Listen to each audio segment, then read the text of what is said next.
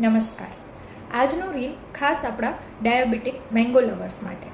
શું ડાયાબિટીસ હોય તો કેરી ખાવાની બિલકુલ બંધ કરી દેવી જોઈએ? ચાલો જાણીએ સાચી હકીકત શું છે. કેરી એક એવો ફળ છે જેમાં મુખ્યત્વે કાર્બોહાઈડ્રેટ એટલે કે ફ્રક્ટોઝ હોય છે અને સાથે નાની માત્રામાં વિટામિન્સ, મિનરલ્સ, એન્ટીઓક્સિડન્ટ્સ અને ફાઇબર પણ હોય છે. કેરીની ગ્લાયસેમિક ઇન્ડેક્સ રફલી અરાઉન્ડ 50 to 55 હોય છે, જે મધ્યમ ગણાય છે.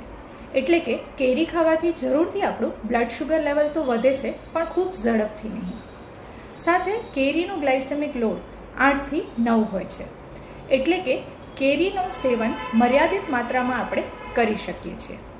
પણ હા, જો તમારા બ્લડ શુગર લેવલ્સ અનકન્ટ્રોલ છે તો કેરી લેવાનું અવશ્યથી ટાળો. પણ જો તમારા બ્લડ શુગર લેવલ્સ કંટ્રોલમાં છે તો ડૉક્ટરની સલાહ મુજબ મર્યાદિત માત્રામાં કેરીનું સેવન કરો. પણ જરૂરથી આ બાબતોનું ખાસથી ધ્યાન રાખો. 2 થી 4 નાની સ્લાઇસ અથવા તો અડધીથી 1 નાની કેરી લઈ શકીએ છીએ. કેરીનું સેવન ભૂખ્યા પેટે કરવાનું નથી. સવારના નાસ્તા અને બપોરના ભોજનના વચ્ચેના સમય એટલે કે સવારે 10 થી 11 વાગે કેરીનું સેવન કરી શકીએ છીએ.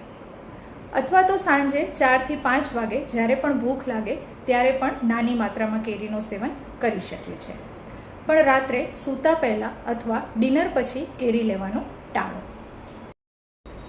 કેરીને ભોજનની સાથે લેવાનું ટાળો.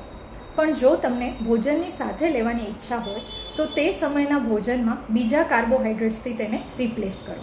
એટલે કે રોટલી અને ભાતનું પ્રમાણ એ દિવસે ઓછું કરો. કેરી ખાધા પછી જરૂરથી તમારા બ્લડ શુગર લેવલ્સને મોનિટર કરો અને એક્સરસાઇઝનું પ્રમાણ થોડો વધારી દો. કેરીનો રસ અથવા તો કેરીનો મિલ્કશેક લેવાનું અવશ્યથી ટાળો.